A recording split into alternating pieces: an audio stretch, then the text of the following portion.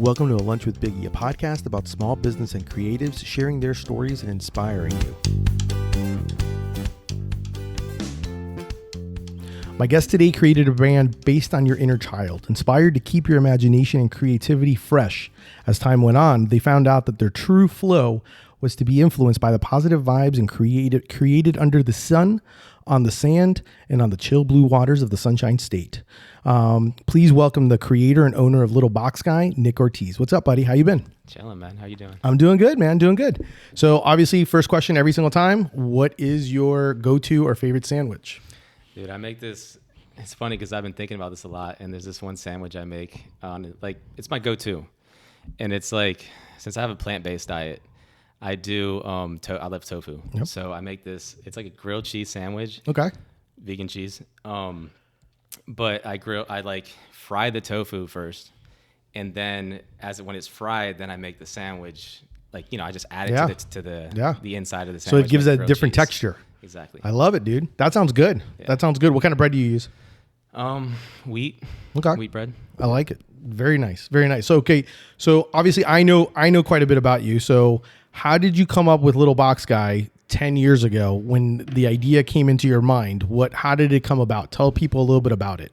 It was very organic. It's kind of funny because it didn't really it wasn't like a planned thing, something that I would always draw. I had always drew these little characters, and it was like I was branding before I actually knew what branding was. Okay. To where I always made them have the similar same smile. It was always above. It was pretty much the eyes were a little closer to the top of the head, mm-hmm. and the mouth was no nose whatsoever. Mouth was pretty much right underneath the eyes. Okay. And was it always a box guy? Was it always a rectangular guy? So many different shapes. Okay. I would even draw a narwhal. I would draw all these little characters, just a bunch of different characters, and the robots, whatever. But they always had the similar eyes high, mouth high. Yeah.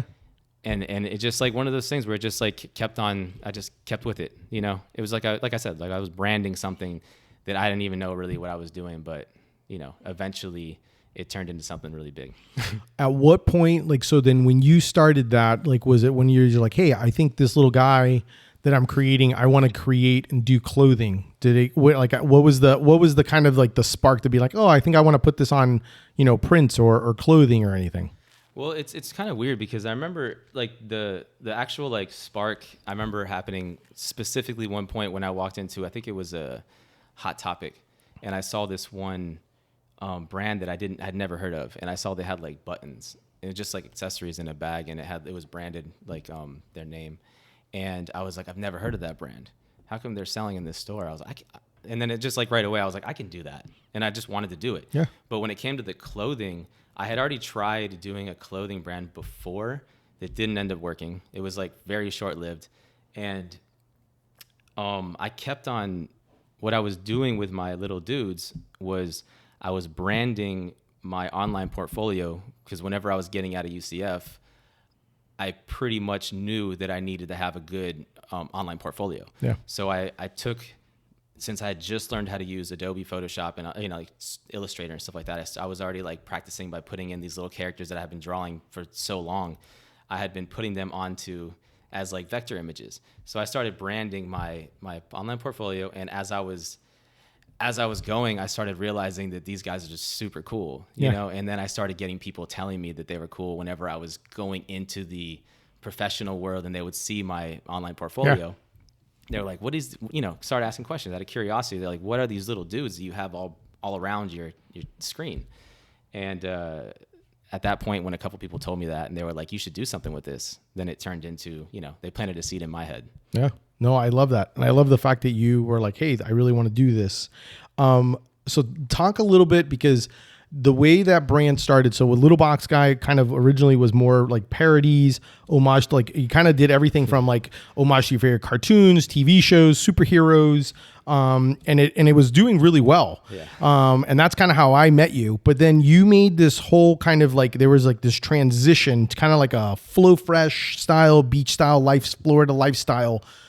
Tell me a little bit about that. And I've always been kind of curious when we've talked about it. So background story before you answer, like I've known Nick pretty much, he's been in business 10 years. I pretty much will say I probably have known him for about 9 of my, I'm going to do 9 this year in 2022.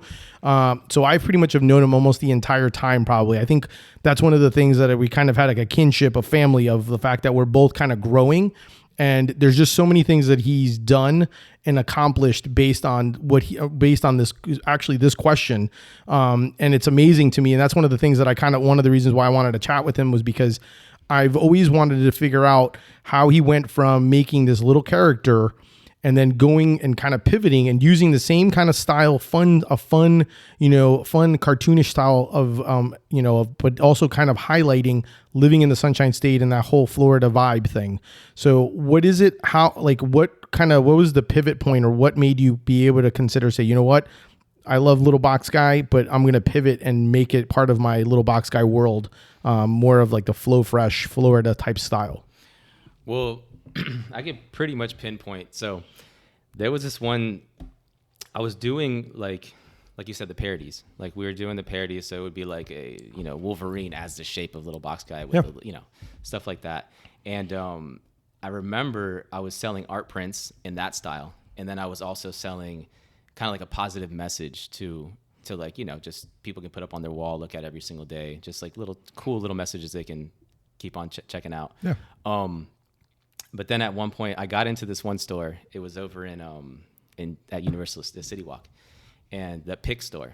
And I remember at that point we were like, we made it. Like we were just like, this. I remember you had a whole bunch of stuff there. Yeah, it was so crazy because I remember at that moment I was just like, I felt like I was on top of the world. I was like, that's it, man. We're gonna have all these orders coming in, like done deal. Like we're in it. So, but then at one point, I think from what I heard, a higher up executive came in through that store and saw these certain kind of like art that was going on, they were selling there.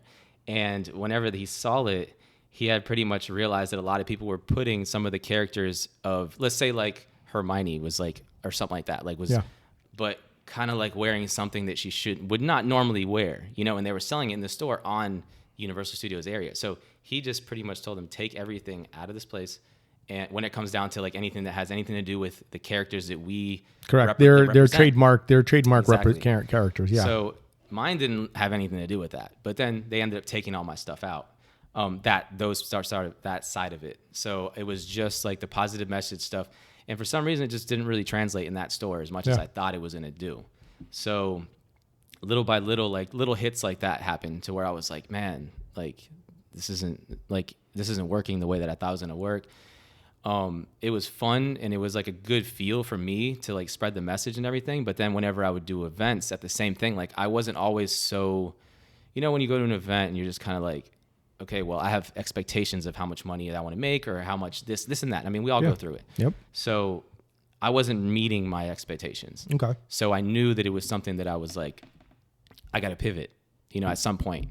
And some other situations happened in my life to where I realized I was like, man, I kind of want to, I don't know, just do something different, or it just started coming to me where I started drawing in a different way to where a certain amount of my characters started coming out of me that I had never even thought about drawing before. Like the little shark dude that I have, the different things, because I was being influenced a lot I was spending a lot of time at the beach at the time. So that's when I started kind of pivoting my style. And it was like, I looked at it as a rebrand because I literally at that point in my life, I let all my stores that I was in, which was not many.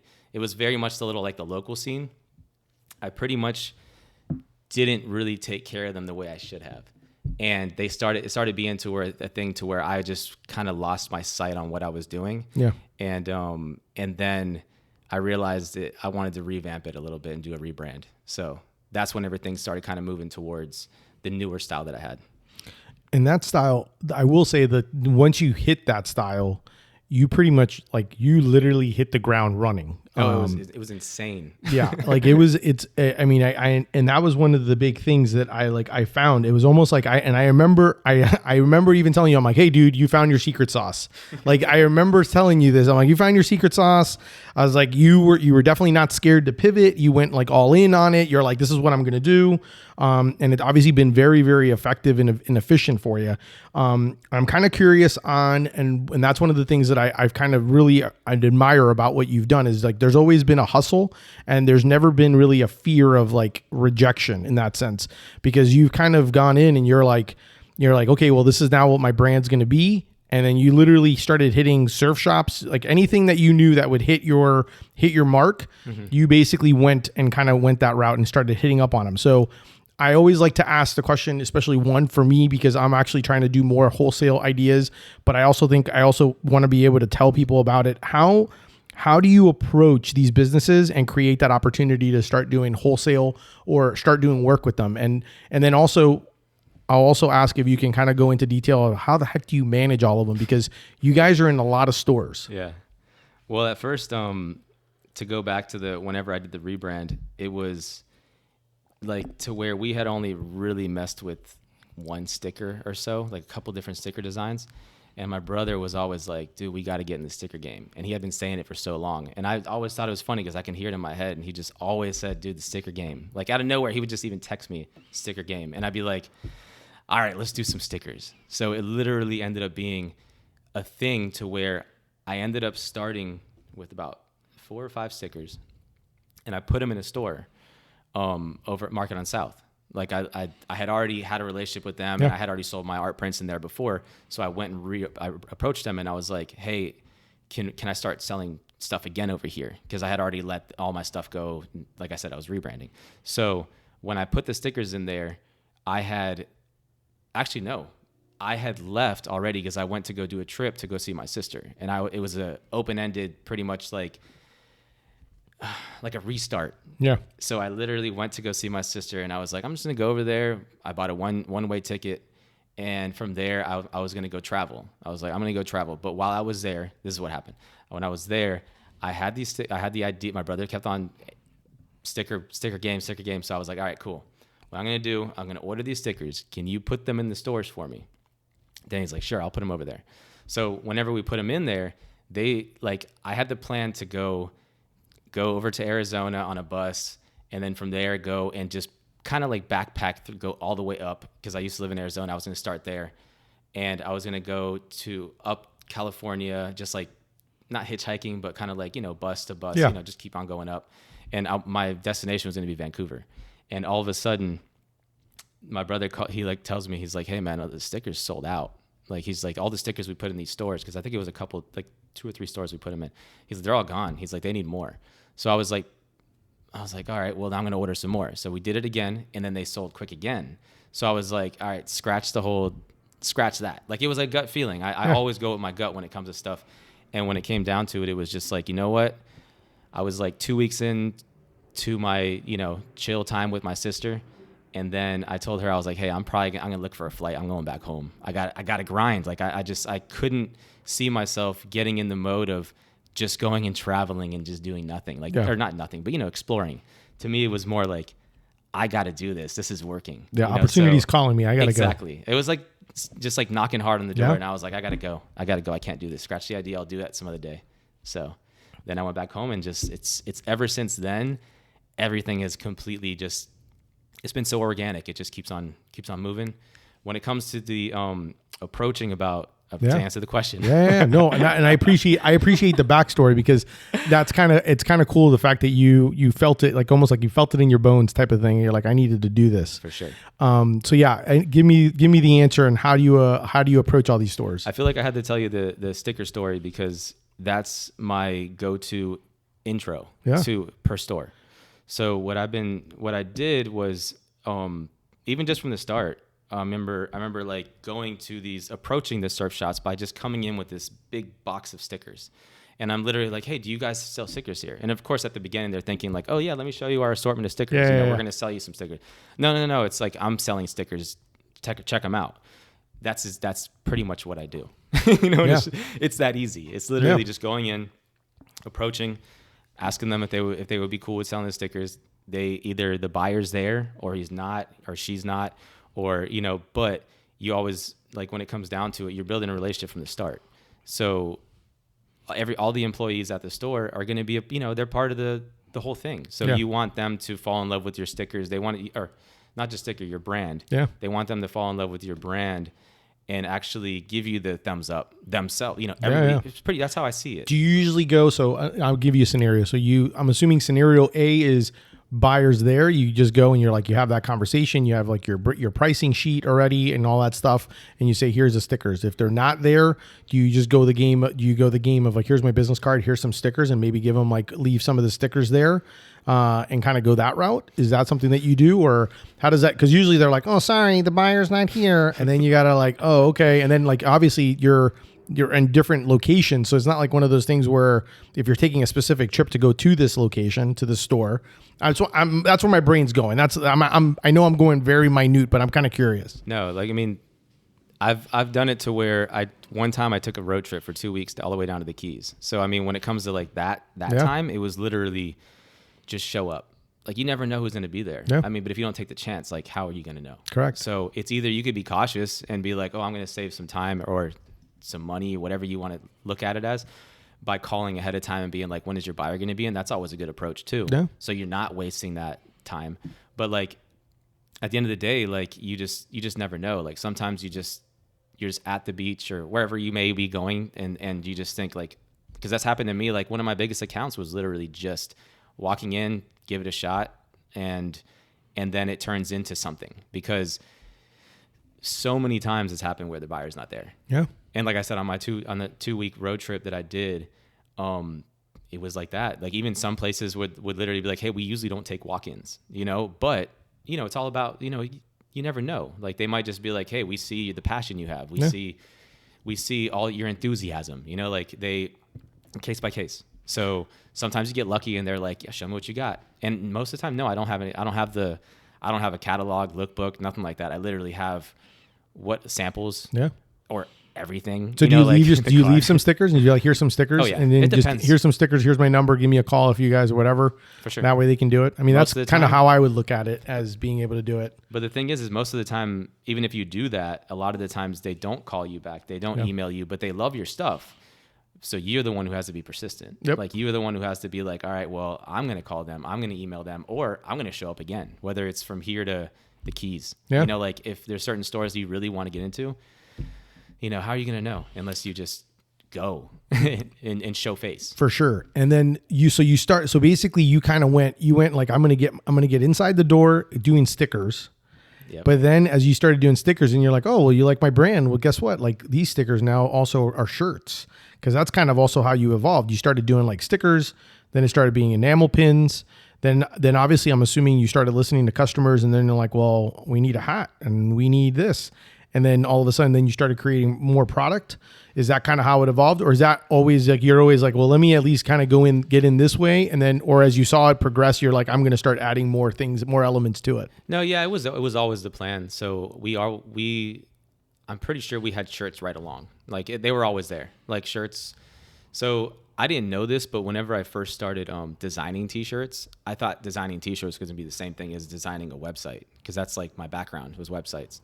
But it's not the same. So whenever I got into my first job with this brand in Orlando called Hoop Culture, this amazing brand called Hoop Culture, but they pretty much taught me by me working full time with them, and I had the best school of experience that I've ever had, was just getting that job, learning the ins and outs. So I learned how to design shirts, because I was designing shirts for them little by little. So it pretty much, I realized that if a sticker was doing well, I was like, might as well throw them on a shirt. Mm-hmm. So what I did was, I wouldn't just slap the sticker on the shirt, like as in like the same thing. You had to add some elements of design around it, whatever, because it's a t-shirt, so it needs to be designed differently than just the sticker does. But it was pretty much like one of those things where some stores, whenever they realize how good, because the stickers, they move. So it's like one of those things where, since they're doing so well, then they're like, yo, what else do you got? Mm-hmm.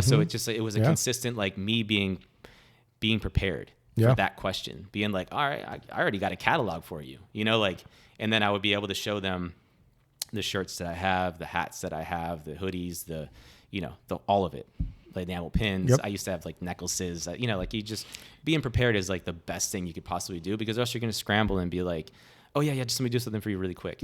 Yeah. It's like, nah, man, you have to do it. You have to be prepared whenever you go into this kind of thing, you know? Definitely. How many, do you know how many stores, like off the top of your head, obviously, how many stores would you say you're already at, like different beach stores? Cause you're not just in Florida. I know that you're like in different states now as well. Other areas are obviously wanting to buy your stuff and have your stuff, and you've done customs for them. Like, do you have an idea of how many stores you're kind of in right now? It's between like 30 to 40. Yeah. It's in that area.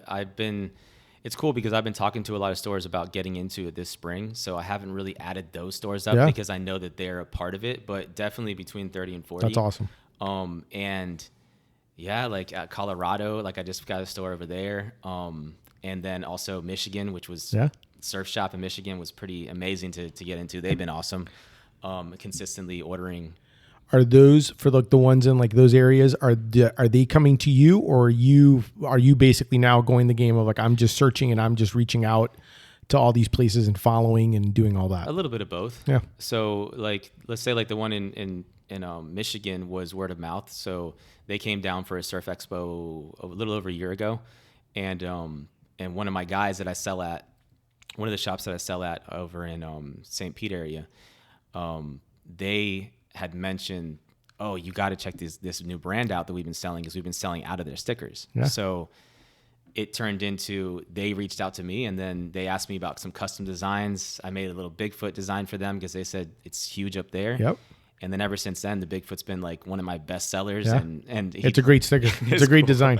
And it comes with that. And he has, you know, I made t-shirts, hats, you know, because right away I was like, dude, this is a heavy hitter. Mm-hmm. So they consistently get the shirts, the long sleeves, you know, it's really cool. It's like been one of those ones that I really appreciate the fact that they've reached out to me from. No, and I think that's when you start realizing like, holy crap, like it's kind of the concept that I've always heard, like, own your backyard and then the rest will come. Yep. And that's kind of what you've kind of started doing. You've kind of owned the backyard, saying, I'm going to, you know, Florida area, beaches in Florida. But then obviously you've also kind of learned that, hey, these are all events that I should be attending that are similar to my brand, that I should be selling at, or at least be making, you know, even if I do guerrilla marketing and basically show up at these events and kind of give my stuff to, because you know, sometimes you just don't have the money to do an expo, but you can definitely attend and start dropping off stuff.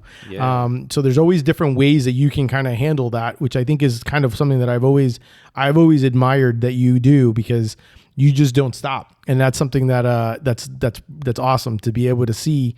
And it's kind of inspired me, even though I've been the slow one of the bunch, to me to kind of go, and even though you've been preaching it to me about doing more wholesale and kind of getting into more of the stickers and all that stuff, because it's like a low cost area thing, product to create. And at the same time, it's something that is very easy and obtainable to be able to be put into stores. Yeah. Because you think about it, like whenever somebody they're investing in you, like they're investing in your brand, but at the same time they're investing in you. So it's like first impression, like you walk into a store, they see you carrying, you know, they see these shirts that are amazing, but at the same time, they're not just buying one shirt. They got to buy small, medium, large, extra large, 2X, or however many you do. And they don't want just one. They got it sometimes. So you have all these designs, and it's just like, all right, well, do I want it? Like as a buyer, they have to, you know, like you have to think like the way they would think is like, okay, this is, you know, quote unquote a no-name brand right now, you know, but we all had to get there somehow, right? So they look at it and they're going to think twice. Like, do I want to invest my money into a bunch of t-shirts that might not sell? Because you never know, depending on the spot. So they see stickers, they see accessories, whatever. Then they might be like, hey, how much do you wholesale your stickers for? And it's a lower price. And you tell them, you know, for the most part, what I do is I'm just like, hey, whatever you feel comfortable with, you know, or sometimes, I mean, I've even pulled like the hundreds thing where it's literally like you say, you take them and I will, you know, pretty much I knew they would sell. And this is even from the start. Like I was literally like, I guarantee you they're going to sell. They're so sick. Like these stickers are great. They're going to sell. All right, cool. Yeah. We'll put them in here. We'll see how they do. And then I was like, all right, cool. I guarantee you. So I literally went to some friends and I told them, hey, here's some cash. Go buy some of my stickers in the store. And that created the momentum. And it was only a few friends I did that with. It created the momentum. And like, I don't know if I put something out in the universe or whatever it may be. It just literally like it was more fluid to where I showed up like a week later and they were like, dude, where you been, man? These stickers are gone. We need more. So it literally, I was like, it's like one of those victories that I got that I was just like, man, I'm so glad that worked out because, it's just like, because you never know. It's kind of like nerve wracking whenever you go into a store, especially if you're so confident in what you do, because you had to be confident, but some people might see straight through you if you're not. So I don't know, man. It's like I'm so obsessed with this brand that I like you said, I don't want to stop. No. So even like what it takes, even if it takes going into something like that and being like, here, give me like, me giving some of my friends cash to literally go buy my stickers. I mean, like I'll do that. I'll do those little moves to where it gets the store feeling more comfortable and them being like, hey man, what else do you got? Because we do have a lot more stuff to sell. Exactly. So, and it has going from one store to like the next store, because it's like one of those things where as long as you create that flow and people see that you're consistent, because that's another thing is being consistent. Because if you're somebody who just drops off your stuff and you don't come back for over a month, they're going to be like, where'd this dude go? But yeah, you need to basically be kind of like maybe not every week or whatever, but at least kind of touch base and be like, hey, where are we at? What do you need? Do you need anything from me? Yeah. One other question having to do with since we need so many different locations. Do you ever, is there a thought process? And it's because I know I tend to overthink. That's why I'm asking you this. Do you ever go where you're like, let's say you hit like a beach, let's say it's Melbourne Beach, and you know how there's like a bunch of stores. Do you care? You're like, well, I'm at this store, but there's like a store down the block. Do you even care that they're there? You're like, I'm just going to go to I'm hitting them all. Like, is that, or do you actually methodically like, well, I'm already here, so therefore I'm not going to go here. I'm going to go over here. Or do you like, screw it, I'm hitting all of them? It depends. I mean, you do have to be strategical about like definitely look at things and be like, and then not only that, you don't want to step on toes, because I have had like stores that have literally called me and been like, hey, we heard you're at the store like across the street, is that true? And I'm just like, no, that's not true. But I never wanted to have that happen to me again. Yeah, because it was one of those things where you could tell that store and that store didn't get along and they didn't want to have stuff and I respect that, because whenever you have a unique product, stores love that. Yep. So they sit there and say, hey man, we want to hold your stuff and we don't want anybody else to have it. But at the same time, it's like, I'm sorry, dude, that's not going to happen. Correct. But that doesn't mean that I can't respect their wishes and for the most part and be like, hey, no, I don't have my stuff in that store, but do you mind if I do? Like I always ask the question. Yeah. Like I've done that before where there's a store, Catalyst, over by UCF, and they have different locations. They have one in Cocoa Beach area and then Melbourne. And since I'm selling in 3 of their spots already, and they have other stores around those areas, like on the beach, I would go and ask Eric. I go and ask him, hey, is it cool? And sometimes people are cool, and like him, and he literally was just like, dude, go ahead. He's like, hey, you got to make money, right? And he just like, go hit all of them. I don't care. So to me, it's like, but I still wanted to ask that question because I got to respect the fact that he might not want me in the shop across the street. So no, makes total sense. So you brought up a topic about going in and people seeing your face when you go into a store. And so it actually kind of ties in very well with my next question. So you and I are very different when it comes to approaching how we approach social media. Both are very effective. But I tend to obviously be, if anyone knows who I am, I tend to be I am in the front of the camera. I'm the more visible, like, me and you think sandwiches. But at the same time, you've taken more of a behind the scenes. I'd love for you to kind of give me or share with me your thoughts and advice for people, more in the sense of why, and then maybe even, maybe give you some advice for folks who don't want to be in front of the camera. Cause that's usually sometimes what gets told a lot is like, you need to be in front of the camera, but you've been very effective on not being anywhere in your social. and being able to and still effectively give your message. So and that's something that it's always been interesting in that aspect of it, because obviously when you sell at events, people know who you are, but when you're on your social aspect, no one, they wouldn't be able to pick you out in a lineup. And so that's kind of where my question is, what's the thought process? And then also maybe some tips and advice you can give for some of those people that are not wanting to be the face of their brand, but want their brand to be visible. Well, it's kind of like it's strategy, but at the same time, it wasn't from the start. Okay. It was weird. It was because when first starting this brand with my brother, the first thing I told Danny, I was like, dude, when we start this, I'm the computer guy. I'm behind the scenes. Leave me alone. I'm going to design because I love the design. I'm the art dude that just leave me alone. And I was like, you do the selling, you do that stuff. Like you do the business side, because I have no background in business. So when it came down to it, it ended up being something that I had to learn really quickly when it came to the business side of everything. Like that's just all by experience, which I've learned a lot on a daily basis. So when it came to social media, my approach was, I always thought of it as a use your imagination kind of thing. So I have a brand, right? But you don't know how big or how small this brand is. Use your imagination. So if I show my face, then you know who I am. But if I don't, then you're going to be like, this could possibly be a corporation that I've never heard of, but they've been in business for a very long time, and they're huge. So it was like, this, what is it called? The smoke. Yeah. It's almost like a perception. Thing. It's a perception of, Exactly. It's basically a perception is what it is. Yeah. So I wanted to create that illusion, and I still create the illusion of to where, and also the hustle makes it to where people can believe, because a lot of the times the question isn't, it's not like, are you little box guy? It's, do you work for this company?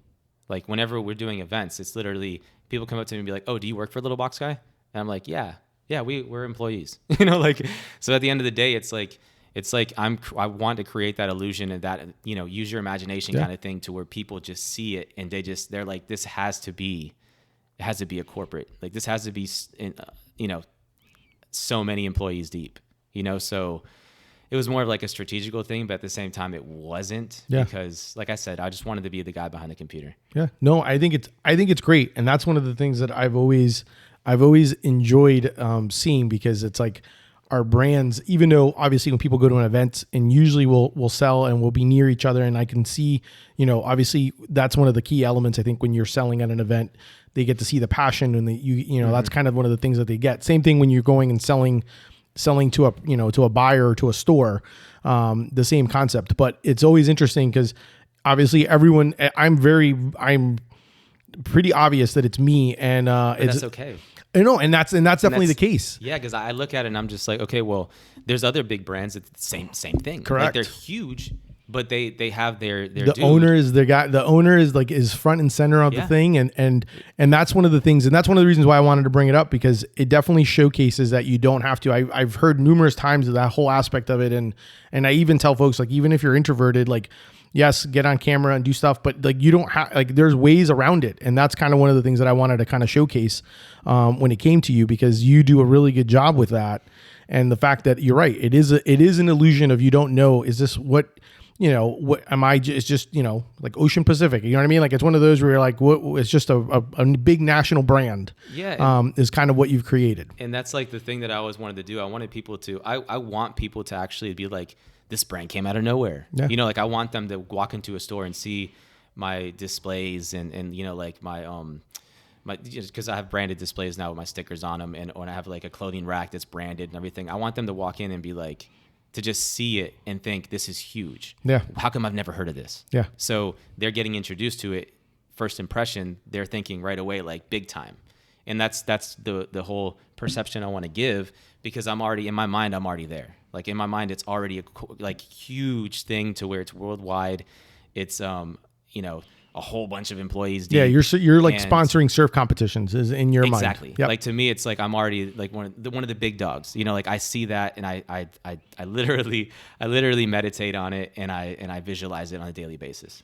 How important, this one it just kind of came, I was just kind of curious, how important is it to you, or how often do you, since you say you meditate, how often do you kind of put it out into the atmosphere? Like how often do you put it into the universe, like saying what it is? Because I'll be honest with you, like I sometimes don't know what I think my end goal is for my own brand, and sometimes wanting to put that out there into the universe, like I want to put it into the universe, and sometimes I just don't know if I can even put into words what I want. Mm-hmm. So my question is, does like you've meditated to the point where you know exactly like this is what I want it to be, to then put it out into the universe? Yeah, definitely. I was introduced to the law of attraction at a certain point in my life, and it literally is something that I highly believe in, and I feel like you've put stuff out and you speak things into existence. So it's Amen.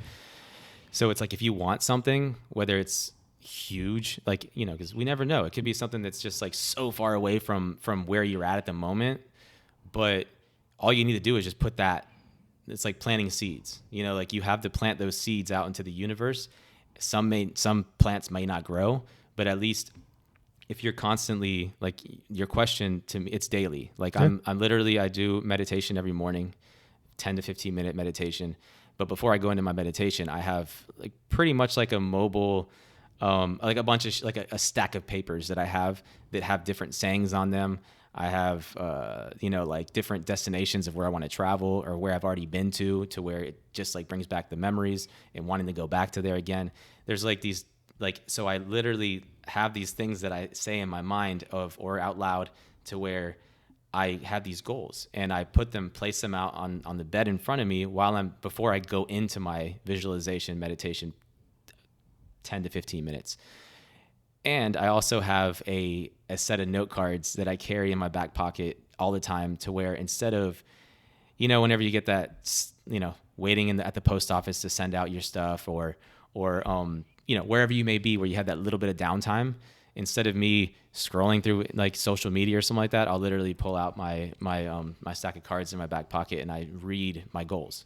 And it may be a goal that it could be a goal of how much money I want to make per week, or it can be a goal of how much, or the store that I'm going to be number one in, which is in my mind, I'm already number one at Ron John Surf Shop. So it's like those things like that where it's like I'm putting myself in the feeling of what it's like to be there already, like to have that goal already done, and it's daily. It's literally like to where like I was saying earlier, I'm obsessed. I love it, dude. No, I love it. This is one of the reasons why I wanted to chat with you. So, and this kind of goes maybe with how you're going to answer this next probably to me is, what advice would you give someone starting out, or maybe in a similar situation as yours? Like, I'll go with first starting out. Like if someone were wanting to start something or to, create something, or maybe it doesn't even have to be a business, but what advice would you give for them? When it comes down to it, is just use your imagination. I think that a lot of people, I've heard a lot of the answers of just go for it. But I feel like in a lot of ways, like the go for it thing can be very scary. But it doesn't mean you can't imagine, it doesn't mean you can't sit down and actually sit in a room, close the door, put some little bit of music on and actually sit there and think like, where do I want to be? Like where am I living right now in my head right now? Like, do I have a store? Do I have a storefront? Or do I, and actually start like creating that storefront in your mind. Mm-hmm. Even if you don't have a brand, you don't have anything, you have a logo, you have nothing. Like just kind of like put yourself in the moment, like have the feeling inside and then take small steps. It's literally like a thing where it's just like diet. Like if you have like, or going to the gym, like just getting healthy or something like that, you have to take the baby steps to get to that. You can't just be like, oh, I'm going to live at the gym 7 days a week. Yeah. So I'm going to get big or whatever. No, it's like most time people, the first time you go to the gym, you're so sore, you don't want to go the next 3 days. So it's like go once a week, start with one time, you know? So it's the same thing with like starting something. It's literally like do the little things. Like even if it's a brand, then start sketching, or if you already have some stuff already sketched, if you're already further ahead, then start looking into how much it would cost you to get the business license, or go to events and do some research. Like my girl always calls me research boy because I literally, when we go over to like Disney Springs or whatever, she sees it in my eyes. Like I'm literally walking around even at Disney. Like it's literally looking. Like you're just looking at and it's just like you're soaking it all in. What does their display looks like? What is the store?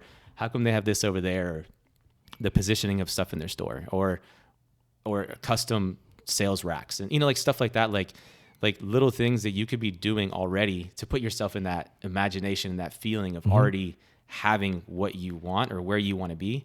So it's not so much like just the step of getting out there and doing it, because getting out there and doing it is like, you could do that too. I mean, you're going to have to, at one point, you're going to have to do that. I mean, you can imagine it to a certain point, but then you're going to have to actually go towards. But get your mind towards right. That goal. You have to get your mind right, because at the end of the day, we all have like you can have a 9-to-5, but still once you get off, because there's no excuse. I mean, you're a perfect example of no excuses. Like you have a family, you have a 9-to-5, you have all these things going that people look at you and they're like, dude, how do you hustle so much?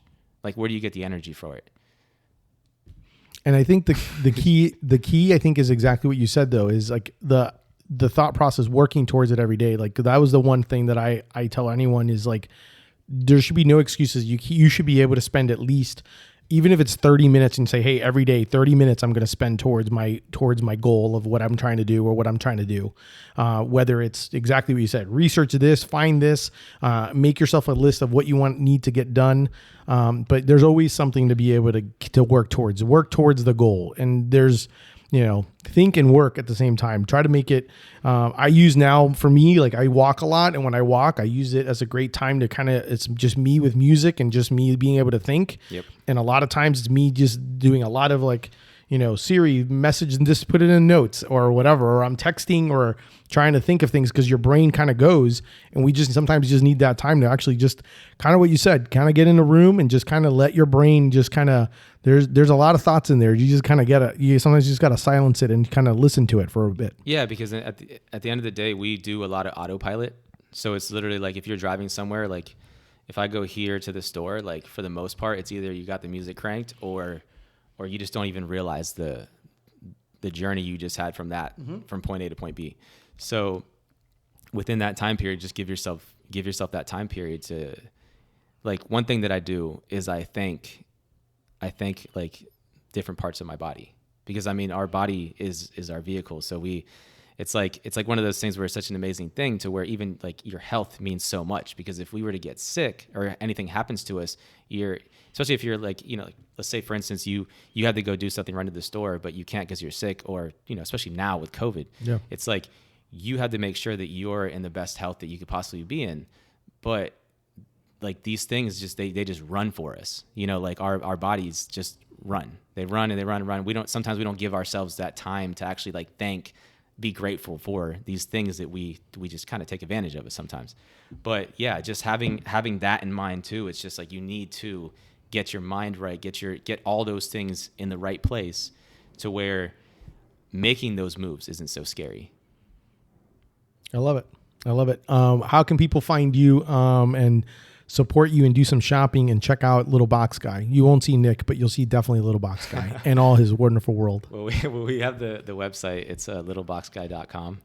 Also, when it comes to social media, it's Little Box Guy _USA, and that usually filters over to that's my Instagram, and it usually filters over to like Facebook and stuff. But Instagram is usually the one that we use the most. Yeah, that's the most popular. That's the most popular one. It's also the most visually appealing to be able to enjoy your brand. So yeah. I definitely agree with that. Nick, thank you so much, dude. I absolutely love the information and everything. I think it's definitely very inspiring to see where you started and where you're at.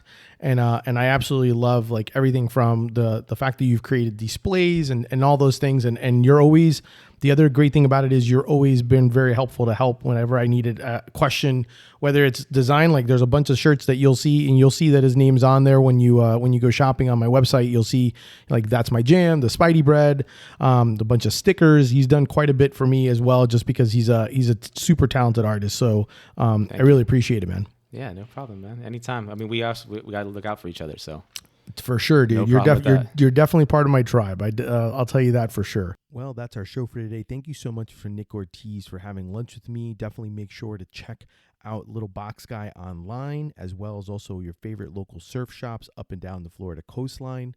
If you enjoyed the show, definitely make sure to subscribe. If you want to support me and the brand, obviously check out Deli Fresh Threads. You could definitely pick up some product and obviously, of course, tell your friends. If you want to join our Facebook group, we just created a Facebook group for Lunch with Biggie. Definitely go check that out and subscribe. That would be great. Thank you. Until next time, keep eating sandwiches and follow your passion. Thanks, guys.